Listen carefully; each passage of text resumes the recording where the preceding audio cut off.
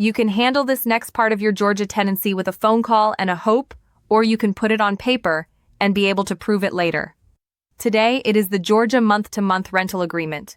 A month-to-month rental agreement sets out the rent, the deposit, who pays which utilities, and how much notice either side gives before ending the tenancy on a rolling term instead of a fixed year. It is the most flexible arrangement in residential renting, and the one people most often leave undocumented because it feels informal. Without it, you are relying on default rules and memory for the notice period, the deposit, and every house rule you thought you had agreed.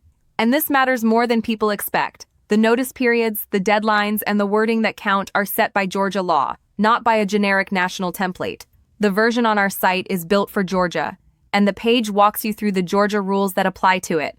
You complete the fields right in your browser and download a finished PDF, properly laid out, ready to sign and serve. It is free, and there is nothing to install. Do us a favor, hit like, subscribe so you catch the other 50 states, and visit tenantscreeningbackgroundcheck.com to fill yours in.